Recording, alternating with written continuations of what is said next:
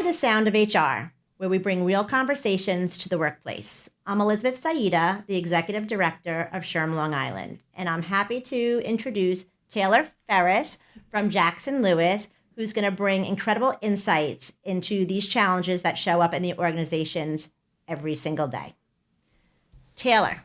Yes. Thank you for joining us. Thank you for having me. It's very exciting. I'm so excited. It's our second podcast, so we're still shaking out all the nerves, but I want to thank you for being here. I know you have a very important job, and taking you away from that is sometimes hard, but thank you for being here. No, I appreciate it. I mean, this is a really important topic. I think, in every day in my career, we're dealing with, investigations, difficult employees. So I think it's definitely a great topic to talk about. So Cool. happy to take the time. All right, well, let's get started. I'm sure our audience is going to be very excited to hear what you have to say. Sure. So you mentioned one of your favorite topics is managing difficult employees.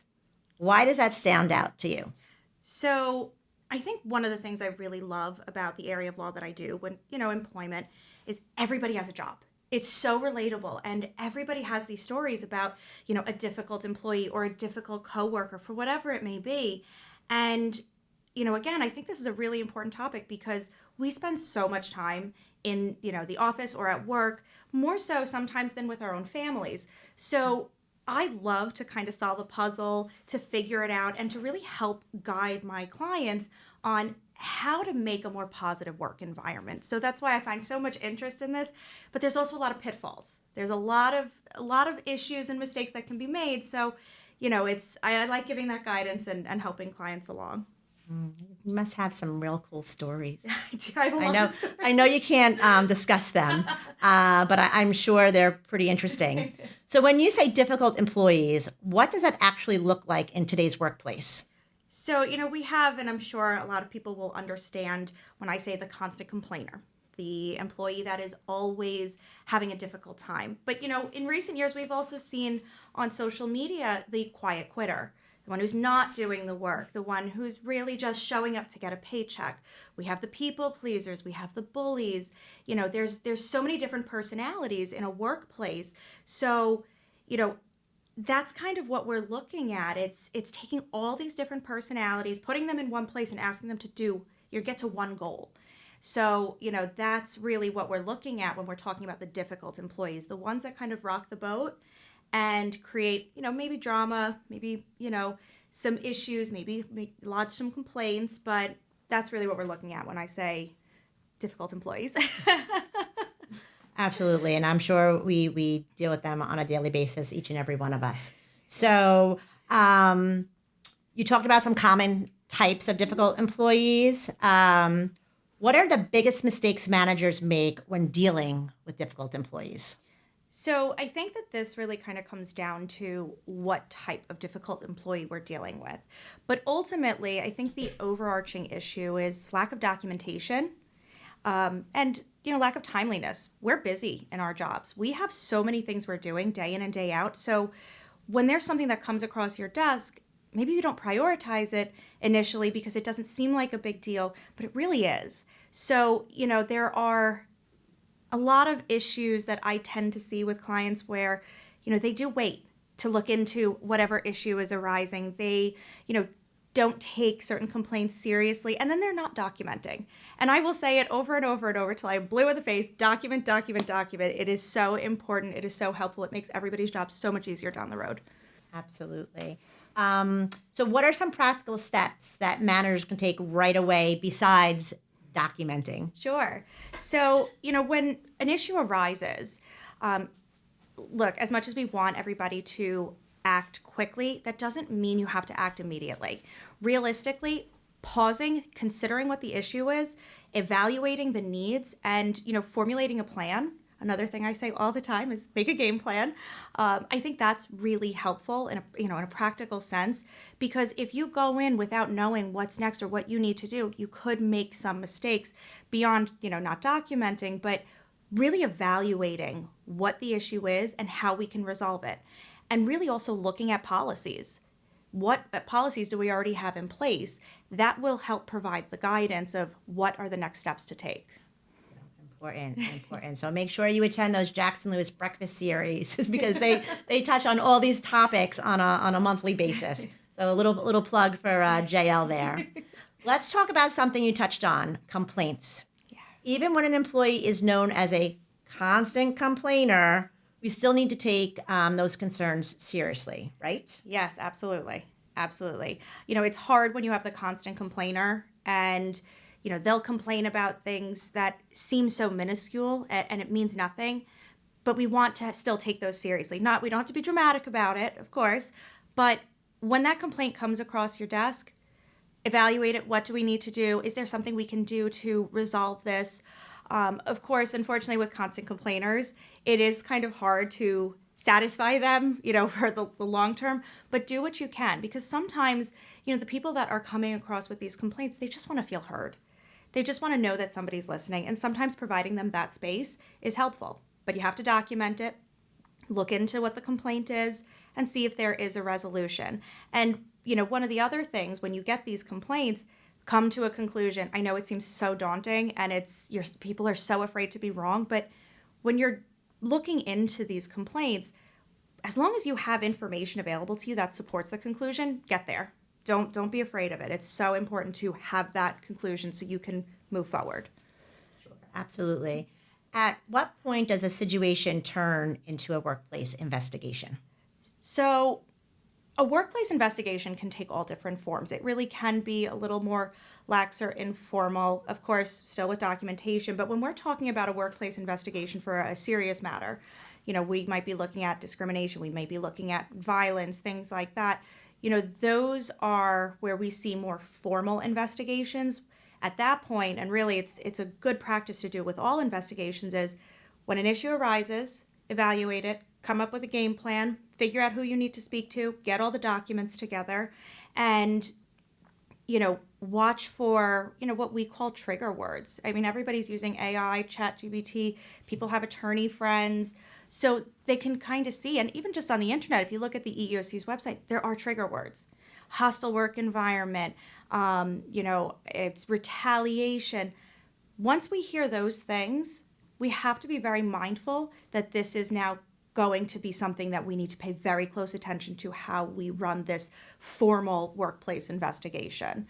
So I think, going back to your question of when does it become a workplace investigation, I think to a certain extent they all are, but some take a more formal, significant turn depending on what the complaint is.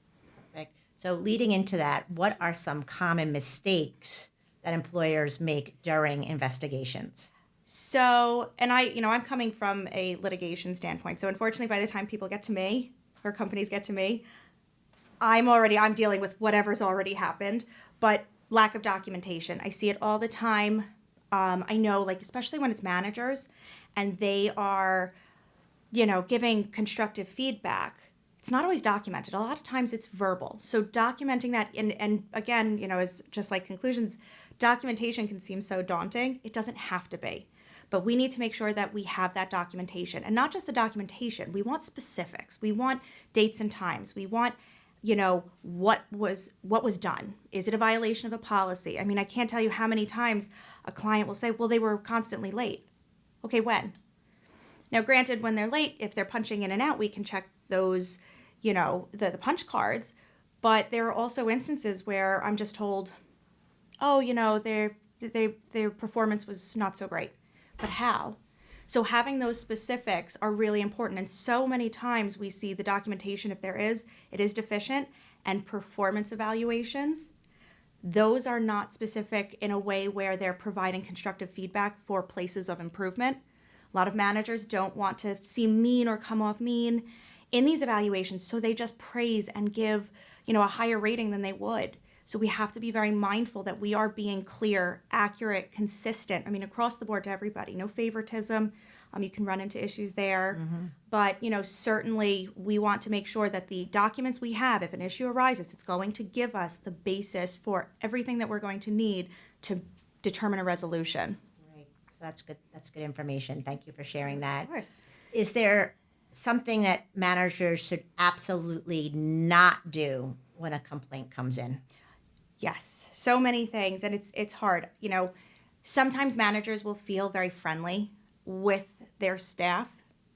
We don't want them talking about it with their staff. We want them to bring it to the appropriate, individuals. Usually that's HR. So escalating that as necessary. We want the documentation. We also don't want the managers to, kind of pass judgment. It's so easy especially when you're working with, a group of people or people for such a long time, you develop relationships. So it's so easy for anybody to say, oh, well, this person couldn't have done that. They've always been great to me. So we don't want them to pass judgment, and we don't want them to dismiss these complaints because of this unconscious bias that they hold for, the alleged wrongdoer. I can see where that could, happen quite often. So you're giving really great advice. If you could give one piece of advice to managers dealing with a difficult employee who is also raising concerns, what would it be? So, we've talked a lot about the documentation. We've touched on the consistency, treating everybody across the board. And I did briefly mention, giving them that space to just be heard. But I think really the most important thing is if there's ever a question as to what to do to a complaint, talking to HR professionals, or if there's their manager, somebody who knows how to escalate it, because really what we don't want is for managers to make a decision on their own. We know, and my firm does it, I do it, trainings on how to handle these issues, but sometimes we forget. Sometimes it's heat of the moment. So escalate as necessary and really take a moment to consider what the next steps need to be. And sometimes if you don't know, and that's okay. I mean, the unexpected happens, Sure. But you have to bring it to the right individuals so that a game plan can be made and we can move forward. Yep. So keep going back to that game plan. Yes. So maybe this kind of leads into the next question is how can organizations create a culture where issues are handled proactively instead of reactively? So, first thing I think is really important is having policies and procedures in place. Depending on what state you're in, there are going to be updates to the handbook, and that's something we need to revisit regularly. But put in your handbooks policies about who to contact, who to speak to, how to escalate issues. I think that that's incredibly valuable. But I also think that we need to kind of create this positive, almost open door policy. Granted, you don't want somebody coming to you every day with some new complaint that, the coffee machine is broken or something like that. But we need an environment where people are comfortable to come and talk to you about the issues that are coming up. Because quite frankly, and I said this yesterday during a presentation, I say this, even in my own practice, I want to know everything. I want to be able to know as much as possible, because without being armed with all that information, you can't make a plan. So if you have an employee who is disgruntled or upset and they don't feel comfortable to come and talk to their manager or HR or somebody, there's no way the company can know. And that prevents us, HR, the company, or even, attorneys guiding them, it prevents us from figuring out how we can resolve this. And plenty of times it's really not that big of an issue, but it really could turn into some significant liability. And then, unfortunately, that's where I come in. Nobody wants to ever meet me, and I get it. You're lovely. Thank you. But it usually means something bad has happened, and there are claims, and now, others have to get involved, and things can, be public record if there's a complaint filed. But, if we can be proactive in setting up an environment to make our employees feel comfortable, it's more success there. Because look, it's expensive to replace an employee. Exactly. It absolutely is. Mm-hmm. So, I know it's easier to try to coach somebody up first than just get rid of them and, move forward. But, we can't fix things unless we know. So creating an environment where people are comfortable to come and talk. And also, especially for HR professionals, you're listening so much to these complaints and people coming in and raising issues. And in that capacity, you're providing feedback a lot of times, but you also have to be receptive to feedback. You also have to be open to listening to what is being told, because that's also going to teach the company how to improve, how we can create a better, more positive environment that employees are going to feel more comfortable coming in and talking to us. We have to know as much as we can. Absolutely. Absolutely. So this conversation is so valuable, and I know that the listeners are going to really appreciate these, best practices and what to do and not what to do. So as we close, is there anything else that you want to kind of express to the listeners? Sure. Look, I've said document, document, document. I have said create a game plan. I think for anyone listening that is an HR professional, trust your experience, be comfortable in that. But manager, HR, anybody that is in some supervisory level, anything like that, I think the most important thing is, as silly as it sounds, just make sure that you are very calm, very neutral. That makes you more approachable, makes people more comfortable to come talk to you. But, and I know sometimes it's hard, but once you've raised your voice, you've lost the battle. And it's hard to be taken seriously after that. It's hard to keep that open door. So really just being in control of how you're handling things, especially when you have the constant complainer, when you have the difficult employee that is resistant to change, when you have, a big complaint come in that they're alleging some level of, discrimination, anything like that, remain calm. Trust your instincts, trust your gut, talk to the people you need to talk to, but keep that tone very neutral and, absolutely stay calm and open. And sometimes know when to keep your mouth shut.